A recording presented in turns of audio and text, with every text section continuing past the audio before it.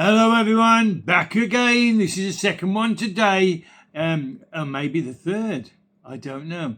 But there's so much happening since I've come back from Italy, and this is a story that was written and posted by it was yesterday late afternoon by Alison Pearson. You may remember who Alison Pearson is, but if not, she's the lady that received a visit and knock on the door early hours of the morning on the morning of Remembrance Sunday.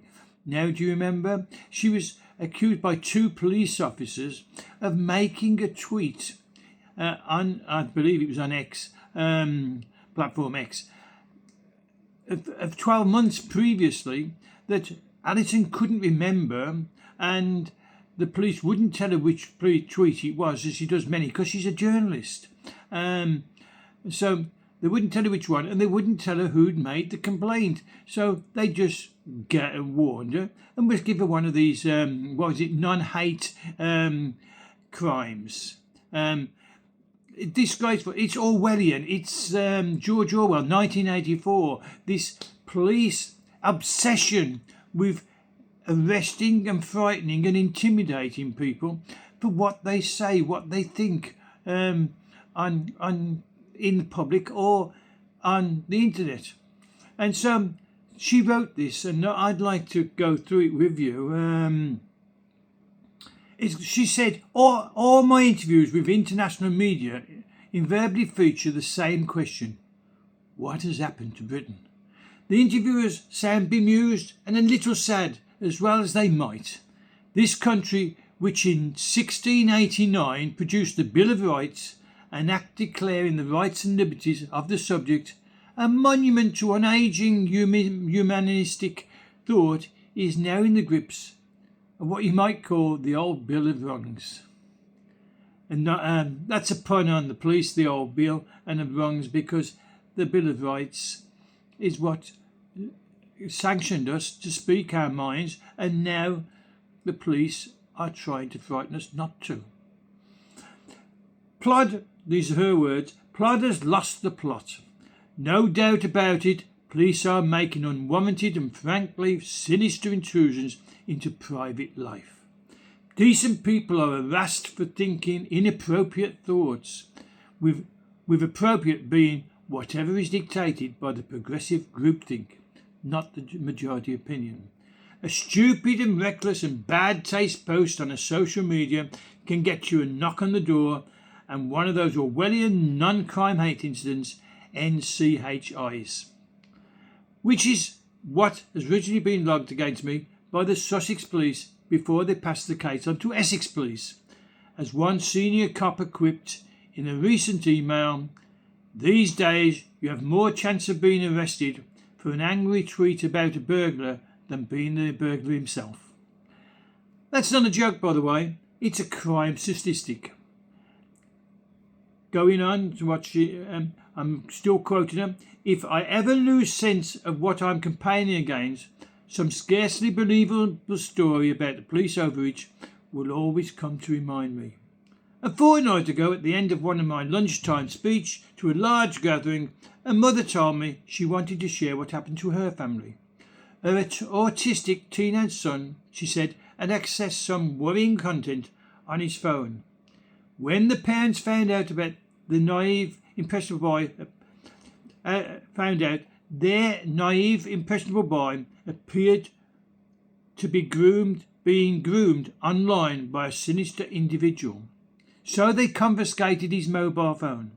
Obviously they did. It was a responsible thing to do. The boy was furious with his mum and dad and went off to school muttering darkly.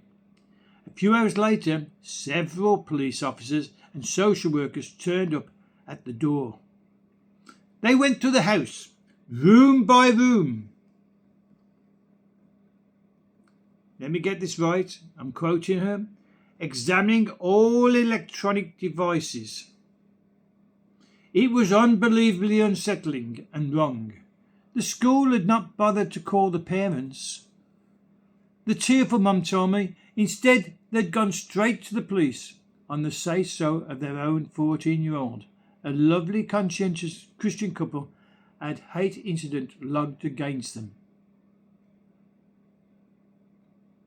Would it be wrong to suggest that being a Christian would make them even more hateful to our atheist socialist regime? In Maoist China, children were encouraged to denounce their parents publicly for holding counter-revolutionary views. How far are we from that in Starmer's Britain? In March, Vanessa Brown, a history teacher, was arrested by Surrey police for confiscating her own children's iPads, which she thought was distracting them from their homework. Mrs. Brown says she had suffered unspeakable devastation and trauma after being taken to a police station for theft. Where did their children get the iPads? From Mrs. Brown, but still, she was accused of theft of her own property. She was searched, photographed, fingerprinted and held in a cell for 7 hours, more than 7 hours. And upon her release, Mrs. Brown's bail conditions meant she was unable to speak to her two daughters as they were connected to the investigation. No common sense, no compassion. How distressing for Vanessa's girls not to be able to talk to their mum. Surrey police, who also visited the children's school, pulling one of Mrs. Brown's daughters out of class after interrogating her mother, who is in her 80s, have since acknowledged Mrs. Brown was entitled to confiscate her kids' iPads. That's jolly big of them, isn't it? That appalling incident followed the arrest of a couple in Hertfordshire over complaints about their daughter's primary school. Radio producer Maxie Allen and his partner Rosalind Levine were detained by at a police station for 11 hours on suspicion of harassment, malicious communications and causing a nuisance on school property after criticising the school's head teacher and the leadership in a parents' WhatsApp group. I think it's pretty clear to anyone remotely saying that it was the police, not the parents, who should be arrested on suspicion of harassment. So do I. It's got to stop. It's got to stop. Maxine Allen and Rosalind Levine were detained by police for 11 hours after criticising their daughter's school. Police outside the home of Maxine Allen and Rosalind Levine were arrested earlier this year after criticising the school credit. That was from the Times Radio. Complacent souls who roll their eyes and say, well, you don't get a visit from the police unless you've done something wrong, really need to think again. This coming weekend, if you hum the wrong tune while planting up the containers in your back garden, you may cause a perception of hostility to your neighbour over the fence. I promise I'm not making this up. Without inquiring into the neighbour's motives, police can then issue an NCHI, a non-crime hate incident, faster than you can sing a chorus of, yes, we have no bananas. This is all Alison Pearson, by the way, not me. So much the better for the police if the neighbour is non-white or possesses another so-called protective characteristic of religion or sexuality. A Telegraph colleague of Alison Pearson, Telegraph being the news outlet, of South Asian origin, who happens to be more delightfully British than Julie Andrews, was astonished when she reported a crime, and the police officer said it would be helpful if you could say it was racially aggravated. That's commissioning a lie by the police. Do we trust the police anymore? I don't. I'm finding so many stories of corruption and anti-white, anti-right, anti-religion. Whom exactly does it help if a person claims a crime was exacerbated by the colour of their skin? Look no further than senior police chiefs and the College of Policing, who have a vested interest in our remarkably tolerant society being as hateful and as racist as possible. You see, ladies and gentlemen, that helps them justify all the resources they pour into trawling through social media for thought crimes when the general public thinks they should be out on the streets, catching criminals. The ignorant, old-fashioned fools we are. Here's an inconvenient truth they don't want you to know.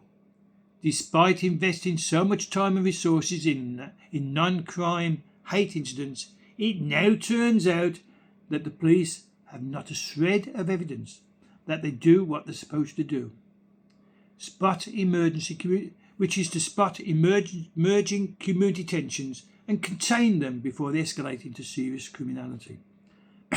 Former police officer Abby Miller, who got a non-crime hate incident himself in 2020 for tweeting, "Sheffield women know the difference between lads and lasses." He got a non-crime hate incident registered, and they stay with you for life. When you try to get a job, employers who send for these DBC forms, it will be on his record. And he wrote, "Sheffield women know the difference between lads and lasses." How's that a hate crime? But it was registered as one. Because you cannot appeal against them.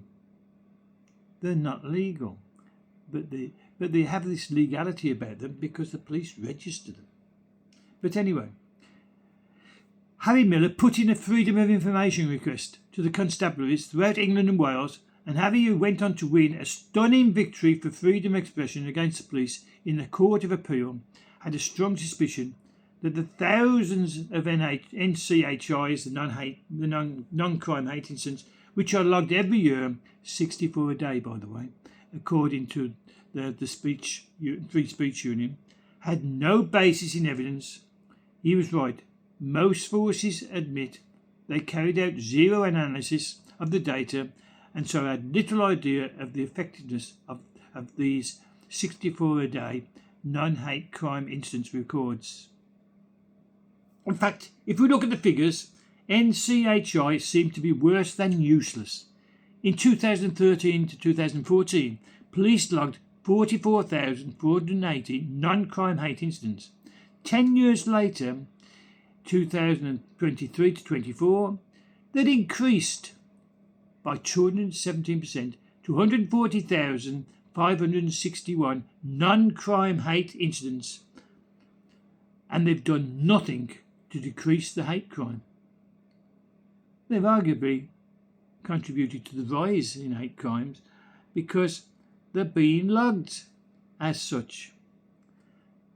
Now this is carrying on with Alison. 3 heartfelt cheers then for Conservatives who yesterday announced plans to scrap the wretched non-crime hate incidents. Kemi Badenoch, that's the leader of the Conservatives as you all know, said her party would put forward an amendment to the government's crime and policing bill banning the controversial measures except where a senior officer thinks the information would assist in the detection or prevention of a future crime. In practice, the move would protect free speech and the police would be banned from collecting personal data where no crime had been committed. Draconian powers which should never have been given them in the first place.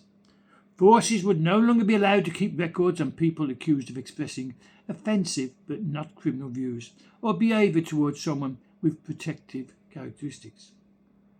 A ban is essential.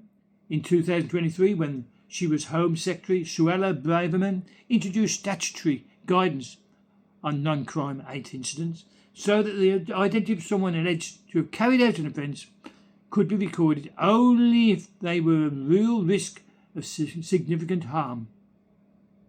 Officers were instructed to use their common sense, act in the public interest, and ordered not to record NCHIs if the complaint was trivial or if the incident was not motivated by intentional hostility or prejudice. But the police have totally ignored that sensible guidance. They've almost revelled in doing the precise opposite. Giving children a record for saying bad things in the playground. Seriously?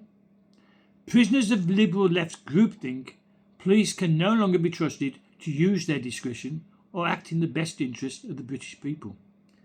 NCHIs, says Kemi Badenoch, say so scathingly, have wasted police time chasing ideology and grievances instead of justice. Officers are trawling social media for things someone might find offensive, rather than fighting crime and protecting families, which they're paid to do. No wonder public trust in the police is falling. The Tory leader said, people see officers distracted from real threats and politicians too scared to act. Sir Keir Starmer needs to stop hiding behind weasel words, stand up, show some courage and back real policing over political correctness. Consider the gauntlet thrown down. That's the kind of fighting talk we want to hear from the opposition. If Labour MPs vote to retain non-crime hate incidents, we will know for sure that the government wants to muzzle free speech, intimidate people and control what they're allowed to think and feel, because they can't be trusted to support the far left agenda. The public can't be trusted to support the far left agenda. One final thought for you. The Home Secretary has just had to give in under huge pressure from the Tory right and Reform UK, which is set to gobble up huge numbers of Labour council seats. That's Reform UK. Next Thursday, on the 1st of May, the promise to publish nationalities of migrants with the highest rates of crime in official league tables. So, Reform and the Conservatives have forced the Labour Home Secretary they're going to publish the nationalities of the migrants with the highest rates of crimes in the official league tables. It will be interesting to see how many protected characteristics turn out to be the wrong ones, causing misery to innocent people and not the innocent victims of hate. In which case our police might consider changing tack and policing to protect the unprotected characteristics. That's most of us. Officers, you seem to have forgotten your rules in this life. Your comments always welcome. I think that's a controversial thing, but it's something that's had to be said. Free speech is under attack by this Labour government. It's under attack across Europe as well. In fact, every democratic country is struggling to fight to keep free speech, the freedom to think, the freedom to speak, the freedom to help, the freedom to volunteer. It's all being suppressed by a left-wing communist-style thinking, a socialist-style thinking that brought in Lenin and Stalin in Russia, Mao in China, and all the other places across the world where free speech was gradually eroded without people understanding what was happening to them until the shackles was fitted on, and we could not say anything ever again. The poem that comes to mind is "They came for the communists." I wasn't a communist. They came for the trade unionists. I wasn't a trade unionist. They came for the Jews. I wasn't a Jew. They came for me, and there was no one to stand up for me. That was against Hitler and Nazism, but it applies so much now in today's age, and we should be ready to protect our freedoms. So it's over to you. Comments, please. Comments. Subscribe to the channel. Doesn't cost you a penny. Doesn't even cost you a rupee. It doesn't cost you a cent. It's totally free. Press the subscribe button so I can continue with these broadcasts, and press the like button, and don't forget to comment. So until the next installment of the news from DJ, it's DJ out. Bye for now. Bye.